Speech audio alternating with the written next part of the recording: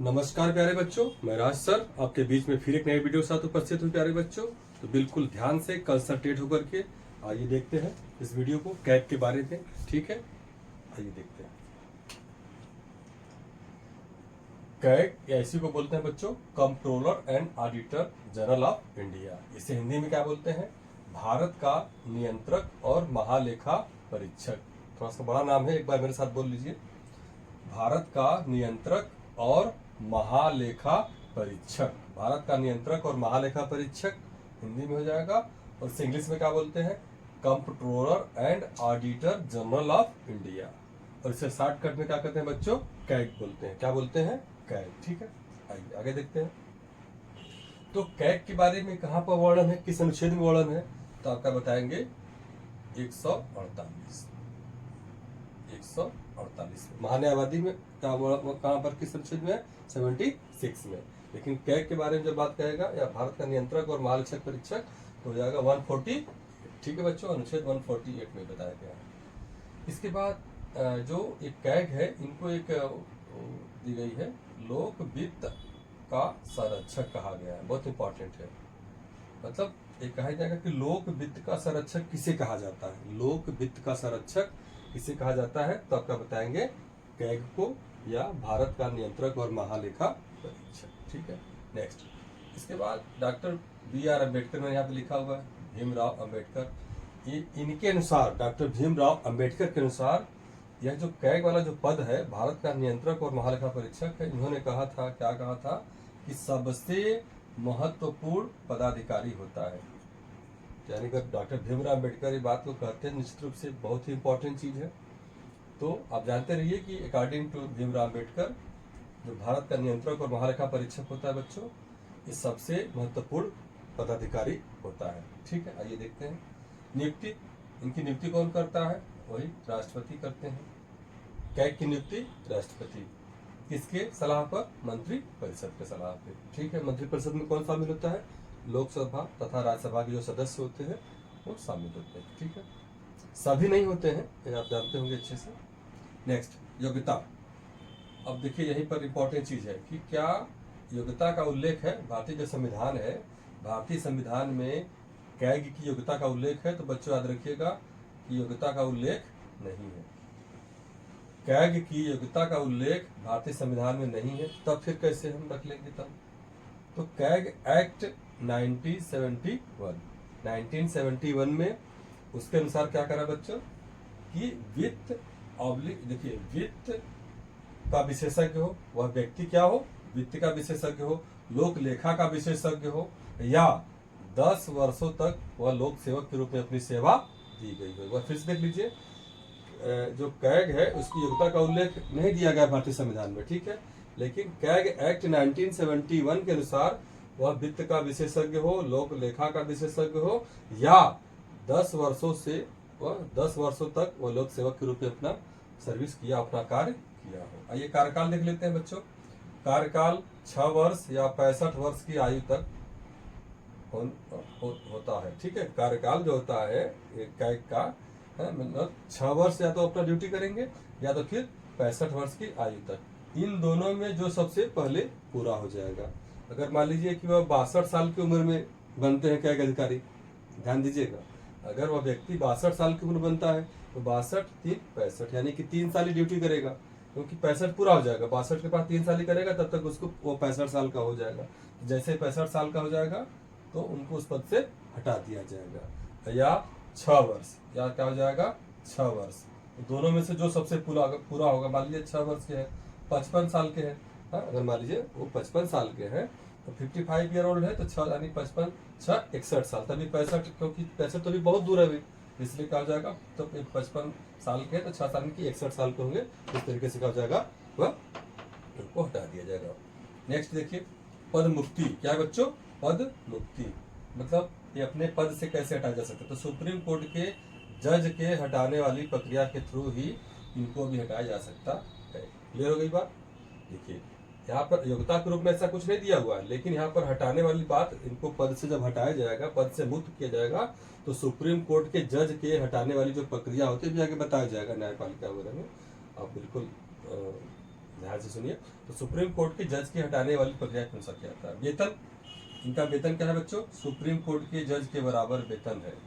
ठीक है, इनका वेतन, कैग का वेतन सुप्रीम कोर्ट के जज के बराबर वेतन इनको दिया जाता है।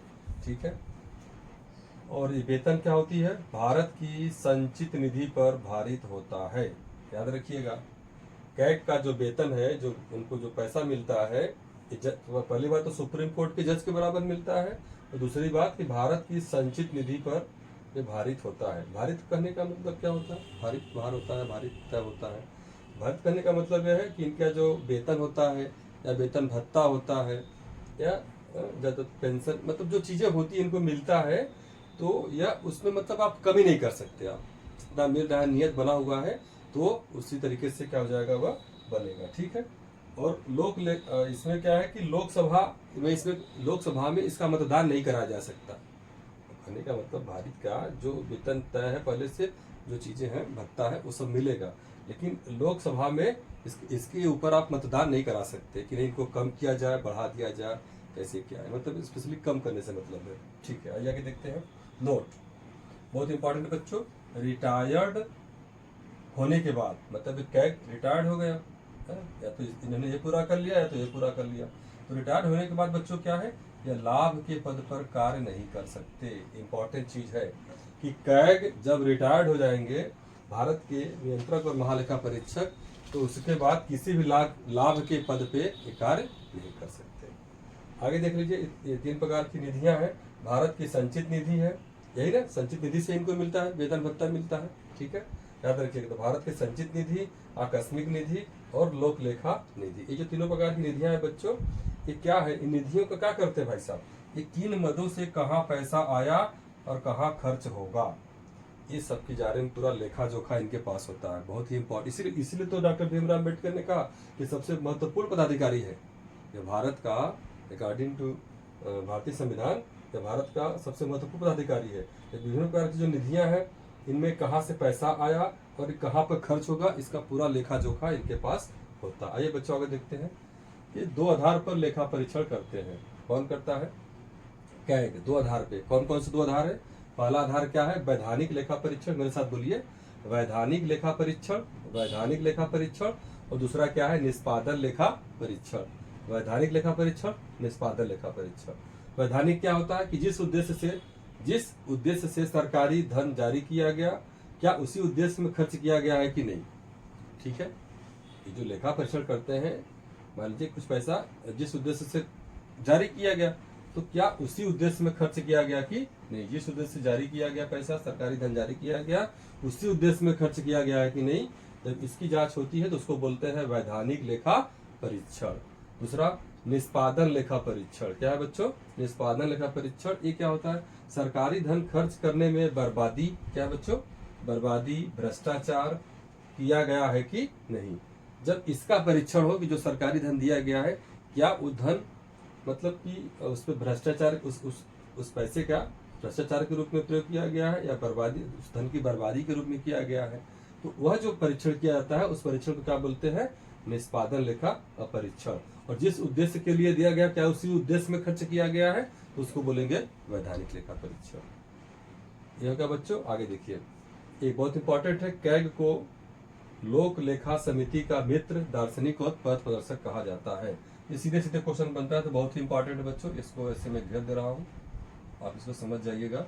यानी कि किस चीज को किस ऐसा कौन सा पद है भारतीय संविधान में जिसे उसको क्या बोलते हैं? लोक लेखा समिति का मित्र, फ्रेंड, दार्शनिक, प्रयासपर और पथ प्रदर्शक, मार्गदर्शक, पथ प्रदर्शक के रूप में उन्हें कहा जाता है।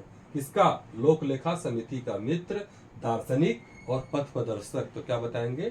कैग, या हिंदी में भारत का नियंत्रक और महालेखा परीक्षक, अंग्रेजी में controller and auditor general of India. ठीक है बच्चों, ये हो गया यहाँ तक। अब करा कैग जो है कि यहाँ तक सारी बातें हो गई। फिर कैग प्रत्यक्ष रूप से भ्रष्टाचार पर नियंत्रण नहीं लगा सकता, इनकी भी सीमाएं हैं, मान्यताएं हैं।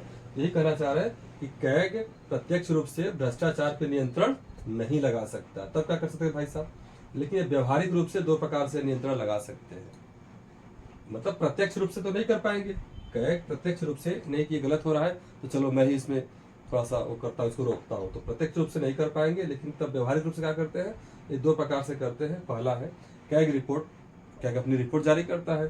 तो कैग रिपोर्ट के अनुसार क्या होता है कि जो भी समाज सेवी संगठन है, कैग समय समय पर अपनी रिपोर्ट जारी करता है। तो जो भी समाज सेवी संगठन है वो न्यायालय में क्या करते हैं, अपना PIL या जनहित याचिका जारी करते हैं।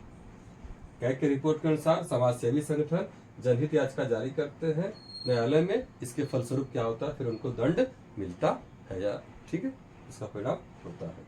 आइए आगे देखते हैं। दूसरा, हम सभी लोग जानते हैं कि भारत क्या है, एक लोकतंत्रात्मक देश है। तो ये लोकतंत्र के तहत क्या होता है कि समय समय पर या नियतकालीन चुनाव की भी व्यवस्था है। ठीक है, बिल्कुल चुनाव की व्यवस्था है। इसके स्वरूप भी क्या होता है कि कैग की रिपोर्ट सार्वजनिक कर दी जाती है।